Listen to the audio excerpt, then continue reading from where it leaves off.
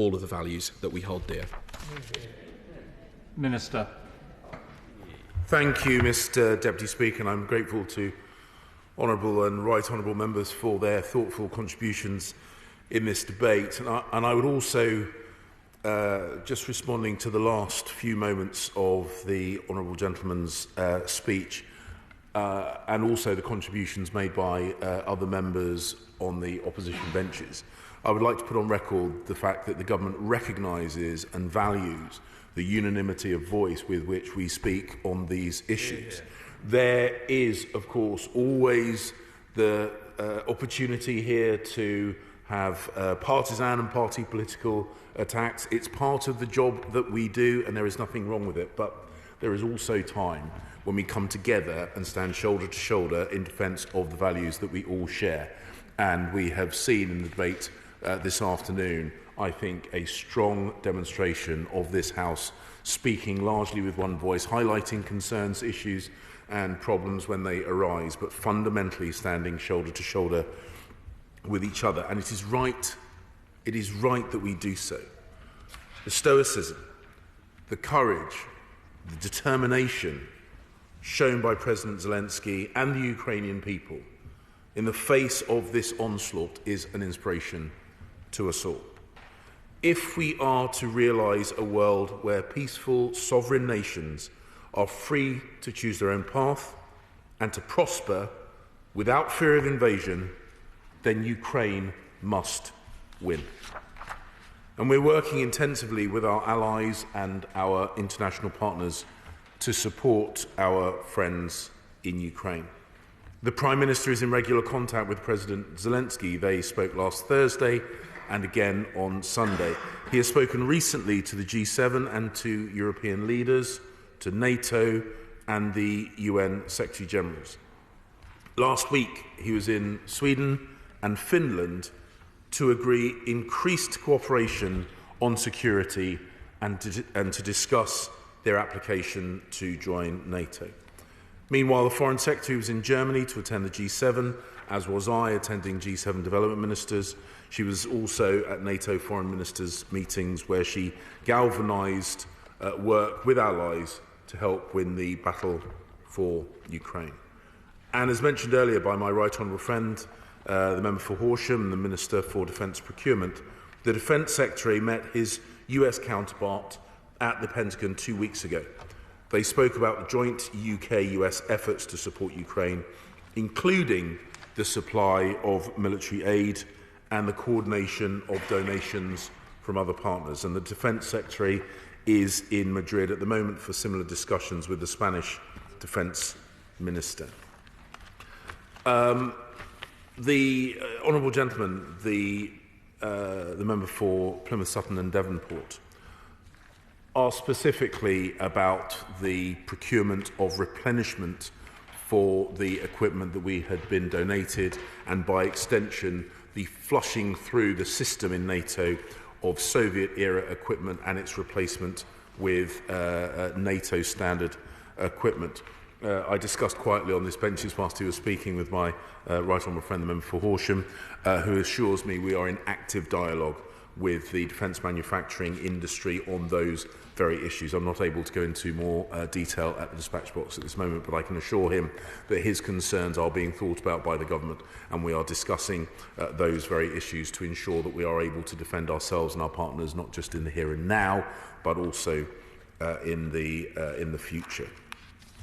My right honourable friend, the member for Bournemouth East, raised a number of incredibly important points about how we progress towards, hopefully, the end state of this conflict. I would like to reassure him that when it comes to whatever negotiated settlement might come about, we will be guided by the Ukrainian people, and we would not countenance a situation where they are forced into a conclusion to this conflict that they are not comfortable with. It would be counterproductive to the long-term peace and security of the continent and to them as a country to do so. And the UK is consistently pushing at the front of the pack when it comes to the support for Ukraine. He mentioned relevance to the integrated review and raises China's posture with regards to this conflict. And it is because of the conversations that he highlighted between the Russian and the Chinese leadership that the integrated review placed such a focus on the Indo-Pacific region, and we feel it is absolutely right to do so. We also make the point within the integrated review that Russia was highlighted as a major state threat actor to the UK, to our interests, and the security of our friends and allies. So whilst I understand the points that have been made by him and a number of other honourable and right honourable members about ensuring the IR is fit for purpose, and we will of course always keep our defence and security thinking up to date in light of what we're seeing happening in Ukraine, we do feel that the integrated review remains a very strong foundation upon which to build our defence, security, diplomatic and development policy for the period set out within it. A number of honourable and right honourable members have spoken about sanctions. They are an important part of our response, but it is right to recognise that they are not, on their own, the complete picture. The honourable member for Swansea West highlighted the importance of sanctions, and we will continue to push sanctions forward to hamper the ability of Vladimir Putin to fund his aggression, to isolate him and the cabal of people around him. And once again, I would like to put on record the recognition of the government for the work done by the members of parties opposite when we have been in those sanctions related SI meetings. I have always found that there is a thoughtful, sometimes critical voice that comes from the opposition benches, but always with the ultimate desire to make sure that our sanctions packages are robust, are effective, and that any attempt to circumvent them is curtailed. Of course I will. That being said, would you accept that each day the war goes on is an enormous economic and humanitarian cost to the world that dwarfs the investment that's being put in to help Ukraine defend itself and push back the Russians? And isn't there a compelling case, a military and humanitarian, but also an economic case, to invest more sooner to get this war ended and won sooner? He makes a very, very strong point about the need to bring this conflict to a successful conclusion where Ukraine has won. I was struck by the point that my honourable friend, the member for the Isle of Wight, made about perhaps rushing to a ceasefire, which might actually prove to be counterproductive to the Ukrainian people and actually an asset to the Russians. We will, of course, do everything we can to help Ukraine defend itself and expel Russia from its territory. But I would urge caution, both to anyone in the chamber today and anyone listening to the debate in the chamber today, that this conflict needs to be won and won properly to ensure that we are not revisiting these conversations in perhaps the months or the years to come. When it comes to circumvention, it was raised, I think, by the honourable gentleman himself about the overseas territories, and I can assure him that the UK sanctions regime applies in all UK Crown dependencies and overseas territories, either through orders in council or through each jurisdiction and legislation. And we do, of course, work with our international partners to ensure we prevent, as far as we can, circumvention and evasion of the international sanctions. The honourable gentleman for Stirling raised the point about international cooperation, and he is absolutely right to do so. I can assure him that the collective response to Russia's invasion has, I have no doubt, been a huge disappointment to Vladimir Putin. Where he sought division and conflict, he sees instead solidarity, unity and resolve. He asks specifically about the Black Sea, and that I think plays into a number of conversations or a number of points that were made by members and right honourable members about food security. I was in Romania just at the beginning part of this week, and a number of issues around a number of issues that were triggered because of the conflict on the Black Sea coast, because of Russia's attack towards Odessa, were very much topics of conversation that I have had directly with the Romanians and in other meetings that I have had, including G7 development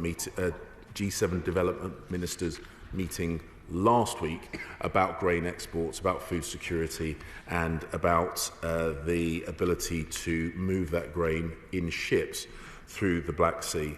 Sadly, I'm not able to give him the reassurance that he and others would desire, but I can assure him it remains very, very much at the top of the agenda. And indeed, I think it was the Right Honourable gentleman opposite who made the point, as others have done, that food insecurity is being used as a wider weapon of war.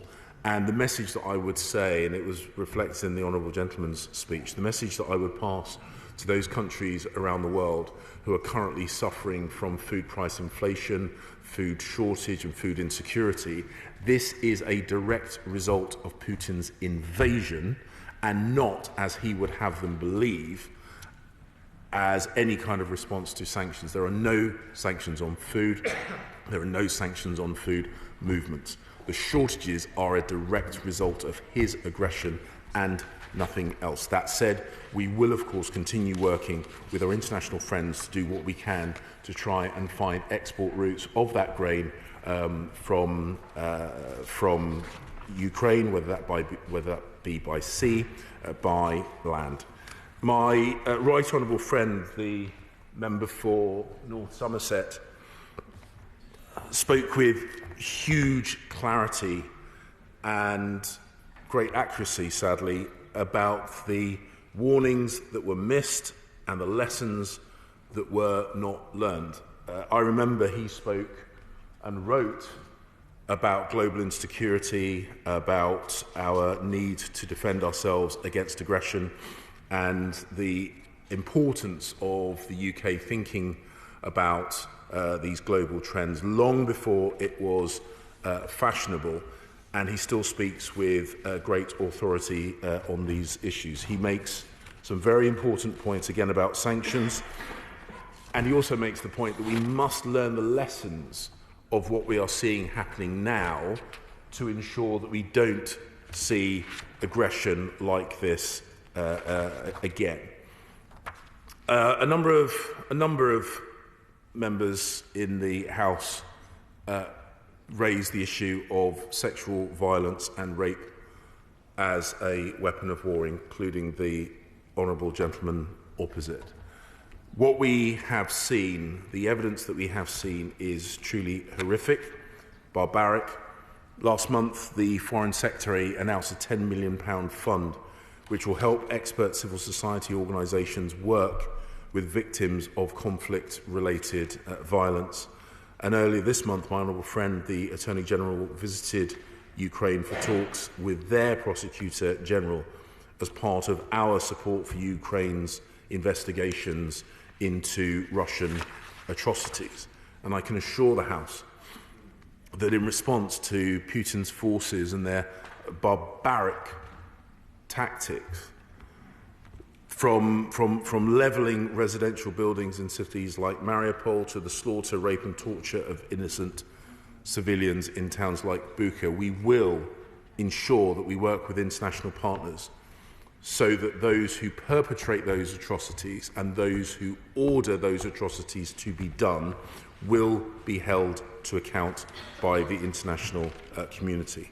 We've led efforts to refer Russia's actions in Ukraine to the International Criminal Court, which has now secured the support from 42 other countries, and we have committed to provide the court with the resources necessary to secure evidence, conduct prosecutions, starting with a £1 million contribution. A number of members highlighted one of the byproducts of Russia's aggression, which is the application to join NATO made by Finland and Sweden. And I make no apology for repeating my point that the unanimity of voice from the opposition benches in terms of the UK's support to NATO and the UK's welcoming of Finland and Sweden in their application to join.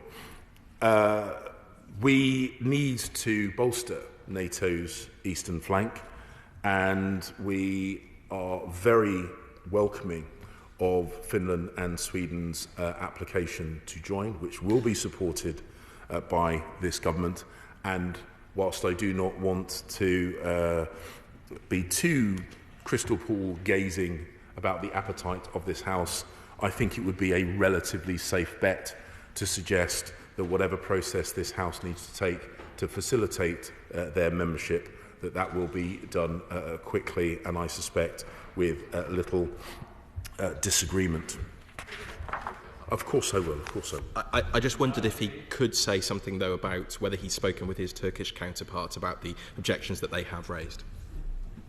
I can assure the honourable gentleman that whatever conversations need to happen to ensure that Finland and Sweden successfully join NATO will happen. We enjoy a very strong bilateral relationship with our NATO ally Turkey. We will listen to whatever concerns they have and seek to do whatever we can do to address those concerns. But I have no doubt that whatever actions need to be taken to facilitate that membership will be taken by the UK government on that.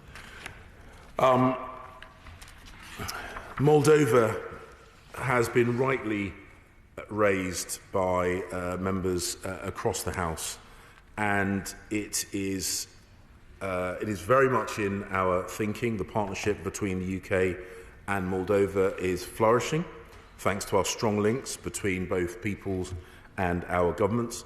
Our bilateral agreement on strategic partnership, trade and cooperation provides a solid basis to develop this relationship. My right honourable friend, the Foreign Secretary, has made it clear that we will work to help Moldova protect itself, and indeed our desire to support Moldova in its self-defence was one of the issues that I discussed in bilateral meetings when I was in Romania earlier on this week.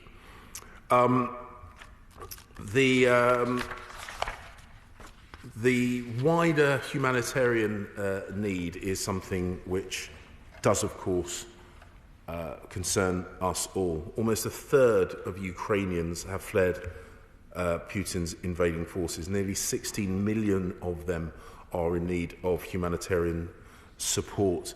The UK will continue to provide humanitarian support both to those in Ukraine, to those in countries outside Ukraine, and of course to the countries who are supporting Ukrainian refugees.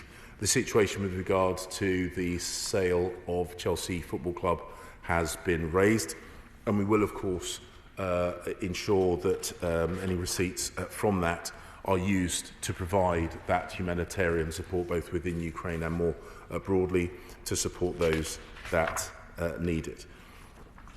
I can assure the House that my honourable friends in the Home Office have taken particular note of the individual cases that were raised. I think the honourable members will understand if I don't speculate too much on the individual cases, but I can assure them that notes were taken, and that if they feel the need to provide further details they weren't able to furnish in the House, and I can understand sometimes why it's not always the right thing to do to go into too much detail in what is a public forum, that the Home Office will be more than willing to listen to the concerns that have been raised.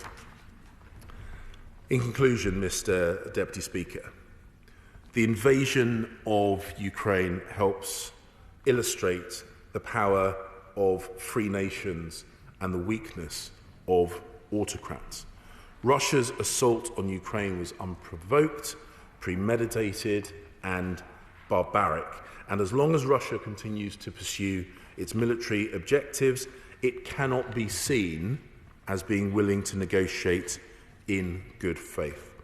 Whilst this is the case, the UK and our partners will continue to provide military, economic, humanitarian support to Ukraine, apply sanctions, and increase international pressure on Russia.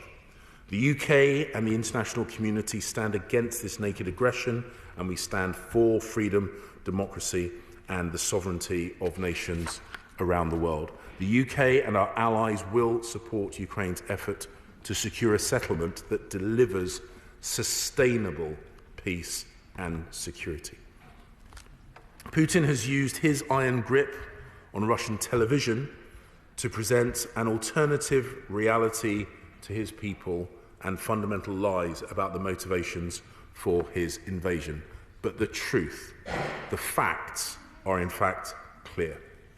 Putin thought the Ukrainian people would roll over. They didn't. Putin thought that we and the international community would lack the resolve to face him down, and we didn't.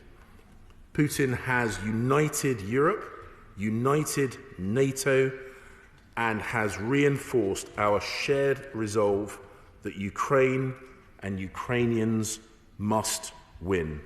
And with our continued support, I have certainty that they will. The question is that this House has considered Ukraine. Has been allowed to say aye? Aye. If no, I think the ayes have it. The ayes have it. We now move to motion number 4 on environmental protection. Minister to move. I beg to move. Question is this on the order papers. May I say aye? Aye. And 3 no. I think the ayes have it. The ayes have it. I beg to move that the House do now adjourn. The question is that this House do now adjourn. Mrs. Emma Lewell-Buck. Thank you very much, Mr Deputy Speaker, for granting me this debate tonight on the operation of the Births and Deaths Registry